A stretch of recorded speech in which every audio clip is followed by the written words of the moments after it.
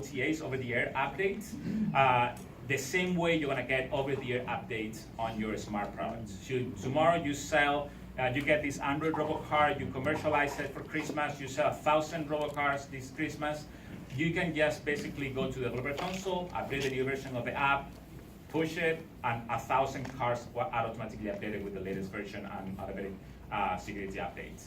This is a huge plus that you get when you're building on the platform. These are the reasons why we decided to build the Android RoboCar project on the Android Things platform. You can use other languages, you can use other systems, but if you're an Android developer, if you're interested in bringing things to production, if you are interested in making it easier for you to update your apps, definitely Android Things is worth checking out. Easy prototyping, I already mentioned Raspberry Pi is being very popular and being accessible, but also you have hats or kits that you can buy, like the one Alan showed you, that you just go to the Android Things website and you can just buy how's it called, the rainbow hat, or Wi-Fi antennas, or GPSs, whatever you need for prototyping. It's very easy to find, and everything here is compatible with the Raspberry Pi market, so very easy to find products here. All right, that's the general introduction about why Android Things and what is Android Things and what means to these projects.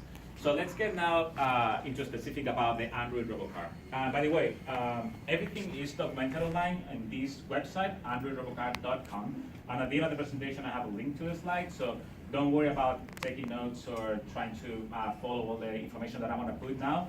It's easily accessible online. So what do you need to build any smart product? Well, the first thing is you need some kind of processing power. You need the board with the CPU. This is a Raspberry Pi, and this is a typical kit that you can buy from Adafruit, for example. And this is a Raspberry Pi, it has with the basic jumbo cables and power and the SD card, and it's all about 60 bucks. You can save some money if you don't need, for example, the cables or some of the things here, but at least you need a Raspberry Pi, at least you need some CPU that is gonna run all your hardware. The alternative is to use something like this, the NXP Pico that I was mentioning. Is like, what, 10 bucks more expensive than a Raspberry Pi, but the advantage is that all these things that I mentioned before, this is like more, it's closer to what you want to see in production. It's also much easier to work with. Like, we were in the workshop earlier, lots of people were having issues with Raspberry Pis. They were like trying to connect it to their computers. They were hoping that they could use just a USB connection. It doesn't work on a Raspberry Pi for Android Things. They were having issues connecting to the Ethernet. There was issues with the Wi-Fi. With NXP Pico, you just connect USB-C to your computer and you're good to go. And you don't need to buy SD cards separately. It already comes with a flash memory for everything that you need. So it's slightly more expensive, but it's slightly more, it's closer to the real world product you would use for a production device. And it's 100% compatible with everything that we built for the Android RoboCar project. Definitely, if you are thinking of buying new hardware, think twice before buying a Raspberry Pi for this kind of projects. You can still use it if that's what you want, but definitely check this one out. The second thing that you're gonna need is the frame, right? You're gonna need to put that Raspberry Pi on top of something and have wheels, have some kind of motors that is gonna run everything. I don't know where the RoboCar is at this point, right there. So the one you see in there is like a very basic frame with 4 wheels. It costs about 20 bucks, 27 bucks. But you have plenty of options online. This is one website from a company called Servo City. It gives you from a 20 bucks basic 3D printed frame with 2 wheels to hundreds of dollars metal bodies with 6 wheels, outdoor kind of designs. It depends on what's your usage and how much money you want to spend in here. Other people are just simply buying a regular RC car from a toy store, and they just strip some of the hardware and put a Raspberry Pi on it. That works too. But this is great because basically you have full control about the whole process. You build your own thing from scratch, and then if something breaks, you can just buy a new wheel, you can just buy a new frame, and you're good to go. And this is one of the things that when you are buying hardware from a store, you're not gonna have that freedom to do. Definitely really cool options here depending on what you wanna do. And actually Oscar has a completely different approach to this one too. Next, and this is something that probably if you are only doing software, not so much hardware, you don't know, But if you have the motors and you have the Raspberry Pi or the NXP Pico, you cannot just connect them together. You need to put something in the middle. You need to put some kind of like translator between the Raspberry Pi, the CPU, and the motor. And that is called a motor driver, a motor hat. And that's what you see in the picture here. It's basically another board that sits on top of your CPU, where you're gonna connect all the cables that go to your motors. And that's what basically controls them. Something that you need to know about this model, it's very cheap, it's 20 bucks, but it requires soldering. So if you wanna have one of these, either you know how to solder, or you have a friend that knows how to solder. Unfortunately, we haven't been able to find like a cheap motor hat for Raspberry Pis or Picos that comes pre-soldered. So if any of you is a hardware expert and knows of a solution here, please let me know now or after the presentation. I really wanna make this easier for people. But yeah, basically it's cheap, but you're gonna need help from someone to solder it. And if you need a soldering station, this is a really good recommendation for a soldering station. Actually really fun to learn how to solder, because then you can start soldering all kinds of stuff.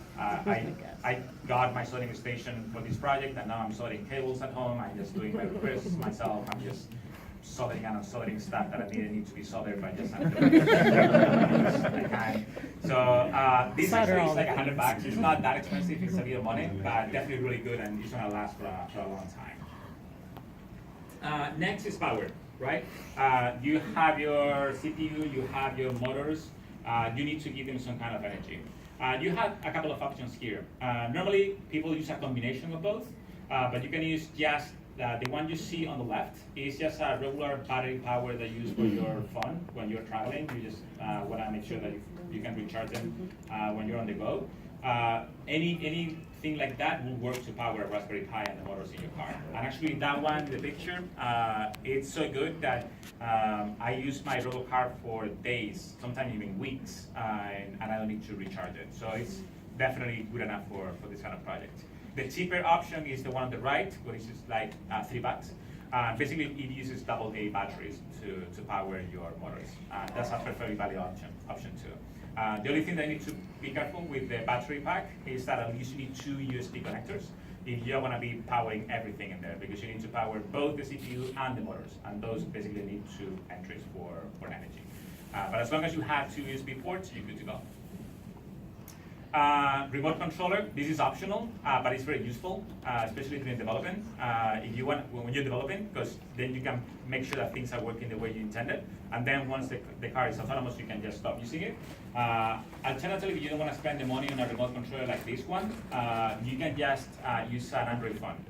We have a companion Android app that basically controls the phone. It's a little bit more unreliable because it depends, it relies on the local network, and sometimes packets are dropped or the Wi-Fi is not good. It's kind of like not reliable what the car is doing, and you need to be very careful. Sometimes you start driving and there is no way to stop it. But otherwise, a remote controller is a really cool option, and you can make the connection really easy. It's Bluetooth, and we ship all the drivers as well to make the connection happen. A camera, 30 bucks. A regular Raspberry Pi 5 megapixels camera will do the trick. If you see the RoboCar that is circulating, that's what it has on up front, a simple camera that you connect to the Raspberry Pi or to your Pico, and basically use to take pictures. And you can use it for image recognition, object detection, object tracking, or autonomous driving. It's really fun, but again, completely optional. If what you want to do is a project where you don't need a camera, just don't buy one and don't plug it there. And finally, places where you can buy it. These are a few websites in the US where all these components can be acquired, but there are plenty more. Amazon sells these electronics as well. TechNexion is a great place for the Pico boards. But yeah, pretty much any electronic store in the US, or if you want to do it directly with China, works perfectly for buying any of these components. All right, that is a summary of what you need for the hardware. Let's speak a little bit about the software now, because that's what the secret sauce, where the fun